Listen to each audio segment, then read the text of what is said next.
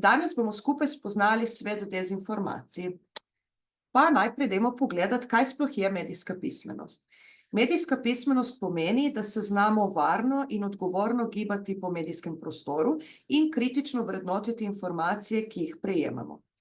Medijska pismenost vključuje 3 glavne vidike. In sicer uporabo medijev, kar pomeni, da znamo uporabljati različne naprave, aplikacije in platforme, s katerimi dostopamo do informacij in vsebin. Drugi vidik je kritično mišljenje, pri čemer se vprašamo, kdo je ustvaril vsebino, ki jo gledamo ali beremo, in kakšni so njegovi nameni. Tretji vidik pa je ustvarjanje medijskih vsebin, ki so resnične, uravnotežene in poštene. Medijska pismenost nam torej omogoča, da bolje razumemo, kako mediji oblikujejo naš pogled na svet. Ko postanemo medijsko pismeni, se naučimo kritično ocenjevati informacije, ki jih prejemamo, in se zavestno odločimo, katere informacije bomo delili naprej, in pa seveda se zanašamo samo na preverjene vire. Ko govorimo o medijski manipulaciji, imamo v mislih različne tehnike, s katerimi želijo mediji vplivati na naša čustva, na naše razmišljanje, pa tudi na sprejemanje odločitev. To lahko počnejo z izbiro besed, uporabo slik in pa pristranskim poročanjem. Ena izmed tehnik manipuliranja z jezikom so senzacionalistični naslovi. To so naslovi, kot so: kar je sledilo, vas bo presenetilo. Ko preberemo članek, pa ponavadi ugotovimo, da v besedilu ni bilo pravzaprav ničesar presenetljivega. Z uporabo določenih jezikovnih tehnik želijo v nas vzbuditi čustva in pritegniti našo pozornost, ki povečuje možnost, da bomo na takšno vsebino kliknili. Ko obiščemo spletno stran in tam preživimo nekaj časa, vidimo tudi oglase.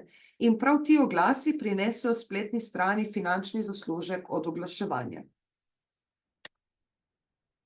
Medijska pristranskost pomeni, da mediji ne predstavijo celotne zgodbe, ampak dajo prednost eni strani ali pa zgodbo prikažejo tako, da ustreza določenemu mnenju ali interesu.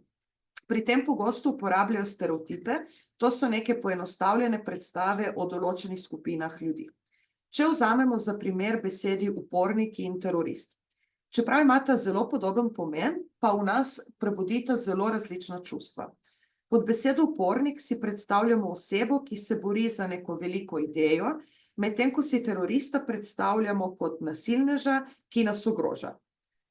To kaže, da imajo besede res veliko moč in velik vpliv na nas. In kaj lahko pravzaprav naredimo?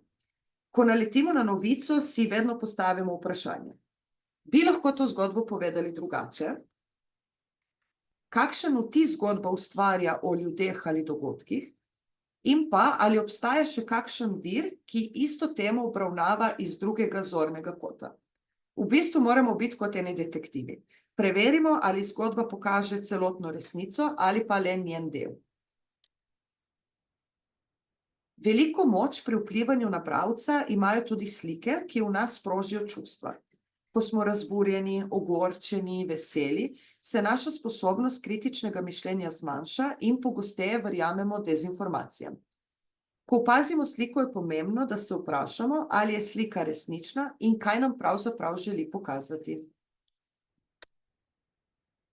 Ali uporabljate družbena omrežja?